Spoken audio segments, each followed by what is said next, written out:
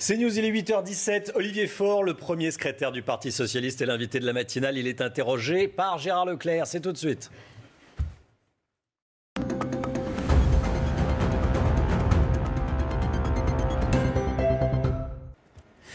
Bonjour Olivier Faure. Bonjour Gérard Leclerc. Quatrième allocution d'Emmanuel Macron. Quatrième, oui. Oui, cette fois pour annoncer le retour à la vie normale, pour dessiner un nouveau chemin. Qu'est-ce que vous en avez retenu? Est-ce que ça répondait aux attentes des Français selon vous? Je ne sais pas si ça a répondu à vos attentes à vous, Gérard Leclerc. Non, je pose les vôtres. Mais pour ce qui me concerne, vraiment raté. Raté parce qu'on avait un président qui devait se réinventer. Vous vous souvenez, c'était il n'y a pas très longtemps. Et qu'a-t-on vu de cette réinvention? Rien. Rien ou si peu. Des mots, toujours des mots. Que fallait-il faire hier soir? Nous avons une situation que nous connaissons, qui est une situation de crise économique, sociale, qui est devant nous. Et il fallait un président qui vienne et qui mobilise son pays, qui lui dise « Voilà le plan de rebond que je vous présente », comme nous l'avons fait il y a quelques jours, en présentant 45 mesures pour un rebond économique et éviter la casse sociale. Voilà ce qu'il fallait faire. Parce que nous avons été en retard sur la crise sanitaire. Il serait fou maintenant que nous soyons aussi en retard sur la crise économique et sur la crise sociale. Et malheureusement, c'est ce que l'on croit comprendre avec un président qui recule toujours l'échéance et qui n'a toujours pas décidé de ce qu'il fallait faire pour l'avenir. Alors, on va reprendre un peu dans le détail. Le déconfinement de l'Île-de-France, le retour, la reprise des écoles la semaine prochaine. Cette idée qu'il faut tourner la page du coronavirus, même si, dit-il, la France n'a pas à rougir de la façon dont les problèmes ont été réglés. Vous êtes contre? Je suis... Vous êtes d'accord? Je suis dubitatif, Gérard Leclerc. Et pourquoi? Quand même, ce président qui nous explique que... Là, il accélère, clairement. Il s'aime beaucoup. Ça se voit, ça s'entend, et donc, une fois de plus, il nous le démontre. Mais à part célébrer son propre génie, qu'a-t-il fait? Enfin, quelle est la réalité de ce confinement? C'est que nous avons confiné trop tard, que nous avons confiné à un moment où nous n'avions ni masque ni test, et que tout ça a été caché par le pouvoir qui a menti pour cacher une pénurie. Voilà ce dont il se félicite. Franchement, on peut faire mieux. Mais maintenant on accélère. Est-ce qu'il a raison? Oui, maintenant on accélère. Ben justement, il faudrait accélérer.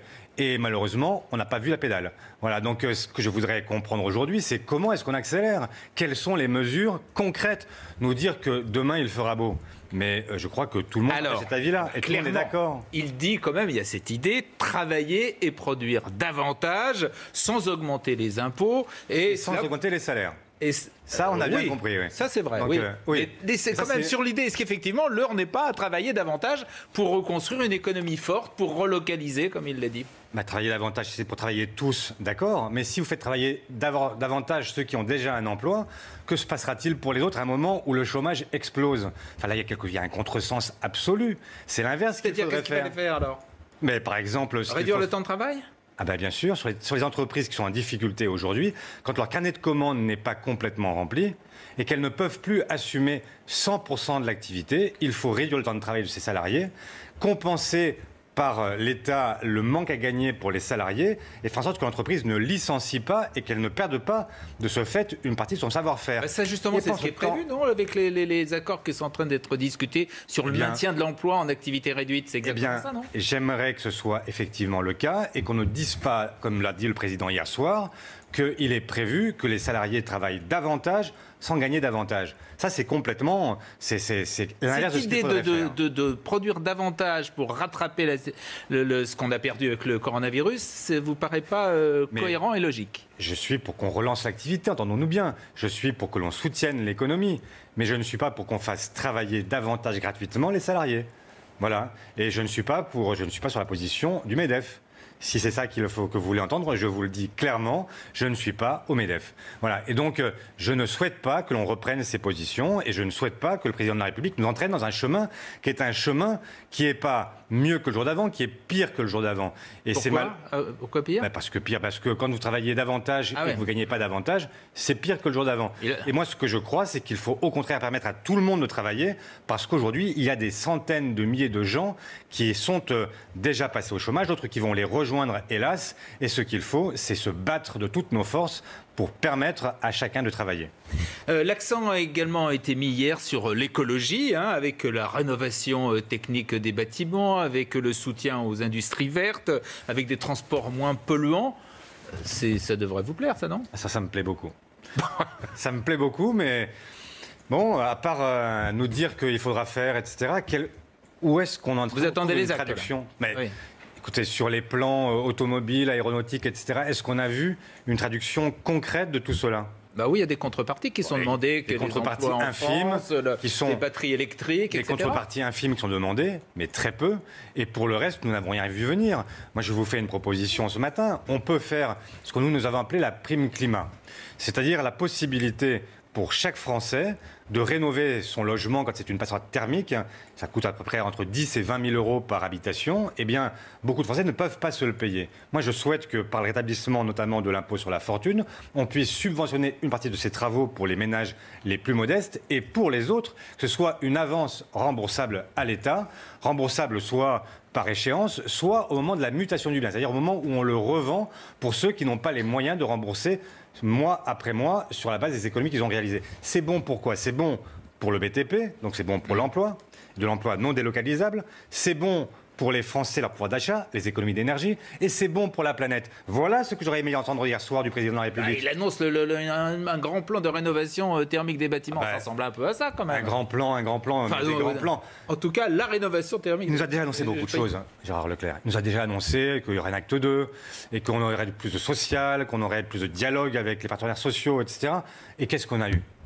On a eu la réforme de l'assurance chômage, qui est un massacre et qu'il faut absolument abroger, et on a eu la réforme des retraites. Voilà comment les promesses, les engagements d'acte 2 ont été tenus par le chef de l'État. Donc, attendons pour voir. Puisque vous l'évoquez, en tirant les leçons de la crise, il a dit qu'il allait faire davantage de déconcentration, de décentralisation, de responsabilité donnée aux partenaires sociaux. Oui. Et alors, vous y croyez? Ça va dans le bon sens ou non? C'était des bonnes idées. Bien sûr que ça va dans le bon sens. Mais vous n'y croyez pas? Mais je vais même vous dire une chose, c'est que heureusement que les collectivités locales étaient là pendant la crise. Ah oui, mais il l'a dit, justement. Il a dit que de ce fait-là, il fallait leur donner. Il est obligé de leur reconnaître ce qu'il leur a dénié pendant trop longtemps. Mais heureusement que les collectivités étaient là. C'est elles qui ont fourni les masques, c'est elles qui se sont occupées des enfants, c'est elles qui sont occupées d'accompagner les enfants des soignants, c'est elles qui sont occupées des personnes âgées. Bref. Heureusement qu'elles étaient là. Voilà, donc donnons-leur effectivement les moyens de travailler davantage. On verra s'il y a un nouvel acte de la décentralisation qui est positif, je le soutiendrai. Alors, on retient également hier le soutien appuyé aux forces de l'ordre, qui méritent la reconnaissance de la nation. Il corrige Castaner. Vous êtes d'accord? Il ne parle pas en revanche des violences policières. Ben voilà, vous avez tout dit.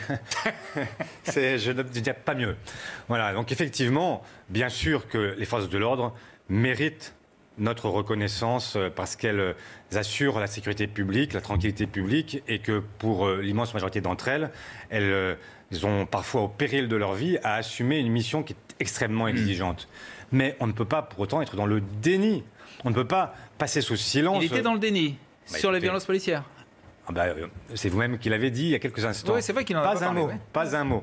Alors que les vidéos se succèdent les unes après les autres et que malheureusement, il y a aujourd'hui, et ce n'est pas forcément le fait des policiers, c'est d'abord le fait d'une hiérarchie, et la hiérarchie, elle monte jusqu'au président de la République, qui continue à accepter l'usage des LBD, des grenades mutilantes, qui continue à accepter le plaquage ventral. Et donc, oui, il y a aujourd'hui un problème de violence qui n'est pas limité à la seule police, mais il faut traiter tous ces sujets. Et sur le racisme, les témoignages nombreux qui sont apparus cette semaine, notamment grâce à vos confrères qui ont dévoilé un certain nombre de sites, de plateformes sur Facebook ou de témoignages oraux qui sont édifiants sur l'état d'esprit d'un certain nombre de gens dans la police, ces gens-là doivent être sanctionnés durement. La police républicaine, elle est républicaine, elle doit donc être exemplaire.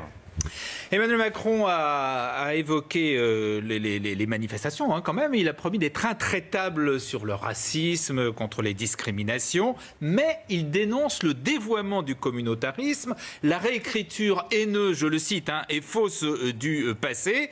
Et il dit, la France, la République n'effacera pas les traces de son passé, on ne déboulonnera pas les statuts. Et là, il y a Jean-Marc Ayrault, qui est le président de la Fondation pour la mémoire de l'esclavage, qui demandait non pas qu'on déboulonne des statuts de Colbert, mais qu'on débaptise un certain nombre de lieux, et notamment la salle Colbert à l'Assemblée.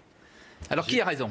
J'y viens, mais la première chose, quand même, c'est que comment peut-on résumer ces milliers, ces centaines de milliers de jeunes à travers le pays qui aujourd'hui manifestent contre le racisme et dire que ce sont des séparatistes? Franchement. Il n'a pas dit ça. Il a dit qu'il y avait... Il a cherché à disqualifier ce mouvement en expliquant que c'était des communautaristes et des séparatistes. Mais faut-il rappeler que c'est lui qui appelle le séparatiste Zemmour tous les jours, enfin, ou presque, quand il a le moindre bobo, que c'est lui qui appelle le général de Villiers, enfin, non, pas le général d'ailleurs. Philippe de Villiers, le frère.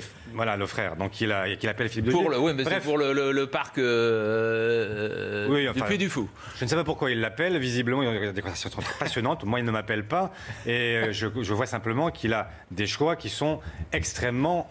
Et donc ça vous choque qu'il dénonce comme ça le communautarisme et le séparatisme, non, et qui disent, la France ne reniera pas son passé. Moi je suis contre le communautarisme, je suis contre le séparatisme. Mais je ne veux pas que l'on résume aujourd'hui le combat de nos enfants à un combat pour le séparatisme ou pour le communautarisme. Des jeunes qui ont été manifestés, j'en connais beaucoup, et y compris des très proches de moi. Mais aucun d'entre eux n'avait dans l'idée d'être séparatiste ou communautariste. Enfin, il faudrait quand même que Emmanuel Macron parle un jour aux jeunes plutôt que de parler à leur place. Ce serait quand même très différent. Ça permettrait de comprendre qu'aujourd'hui, oui, il y a des jeunes qui comprennent que quand ils ont un ami qui est un ami de couleur, eh bien, c'est plus difficile pour lui dans le logement, dans l'emploi, dans le rapport à la police, etc. Et donc, oui, effectivement, il y a des questions qui se posent et qui ne peuvent pas être disqualifiées comme ça. Sur le point précis de la salle Colbert, qui est la grande salle de réunion du groupe majoritaire à l'Assemblée, vous êtes pour qu'on change le nom ou Moi, non? je suis pour qu'on n'interdise pas ce débat. La réalité, c'est que... Ah, donc il faut y avoir un débat. Et donc on pourrait éventuellement changer le nom. Mais il y a toujours eu débat sur les choses. Regardez ce qui se passe partout dans le monde, en fait. Et des statues, on en a déboulonné quelques-unes. Et on a aussi débaptisé un certain nombre de rues. Est-ce que c'est normal de continuer à honorer? Est-ce que vous voudriez que devant CNews, on ait aujourd'hui le statut du maréchal Pétain? Non, mais là, il n'y a pas question de ça, il n'y a pas de statut de Pétain. Donc non, mais il y en a eu. Colbert et Pétain, c'est pas la même chose quand même. Jusqu'aux années 2000, Gérard Leclerc, il y avait des statues de Pétain en France. Et elles ont été déboulonnées. Parce qu'on les a préférées dans les musées plutôt que dans la rue. Parce que c'était une question de se demander si on honorait ces figures-là. Et Pétain peut être honoré pour ce qu'il a fait à Verdun. Ouais. Évidemment, il doit être détesté pour ce qu'il a fait à Vichy. Donc il y a évidemment la part d'ombre de chacun. Et pour Colbert, il y a une part lumineuse et puis il y a une part sombre. Mais imaginez qu'il y a des gens pour qui, effectivement, le créateur du Code noir qui renvoyait l'homme noir au rang de simple meuble, c'est une question. Elle doit être posée. Voilà, simplement. Donc le débat doit avoir lieu. Les municipales, est-ce que le PS n'est pas réduit à sauver les meubles? Il va perdre certaines villes, hein, comme Lyon, Strasbourg, enfin selon... En tout cas, il y a de fortes chances. Lyon et Strasbourg, c'est la République En Marche qui les détient, donc on va rien perdre. Oui, mais sauf que Lyon, quand il avait été élu, il était au Parti Socialiste, Gérard Collomb. Oui, enfin, vous avez remarqué que depuis, il a quand même singulièrement changé. Et que, de ce point de vue, je n'ai plus aucun rapport avec Gérard Collomb. Et dans d'autres villes, comme et pas n'importe lesquelles, Bordeaux, Toulouse, Lyon, justement, Marseille, vous rangez derrière les candidats écologistes. Et à Paris, et à Nantes, et à Rennes, et à Clermont-Ferrand, et à Nancy, ils se rangent derrière nous. Il y a 26 villes dans lesquelles ils sont derrière nous, 10 villes dans lesquelles nous sommes derrière eux. Et c'est comme ça que nous allons gagner ensemble. Parce que ce que je souhaite le plus profond de moi-même, c'est que le bloc social et écologique puisse effectivement être le bloc victorieux au soir du deuxième tour des élections municipales. Et arrêtons de distinguer les uns des autres. Cette victoire, elle sera collective. Elle sera celle d'hommes et de femmes qui ont envie que, effectivement, les choses changent, qu'elles bougent, qu'on ne soit pas contraint d'être toujours dans ce duel entre, d'un côté, l'extrême droite et les libéraux d'Emmanuel Macron. D'un mot, Sibeth Ndiaye veut rouvrir le débat de façon apaisée, dit-elle, sur les statistiques ethniques. Ça choque Marine Le Pen, ça choque Agnès Buzyn, et vous ? Bon, c'est pas que ça me choque, c'est que malheureusement. Je suis contre parce que c'est la voie ouverte au quota et que je ne suis pas favorable à cette mesure. Merci Olivier Faure, bonne journée, à vous, bonne semaine. Romain, c'est à vous.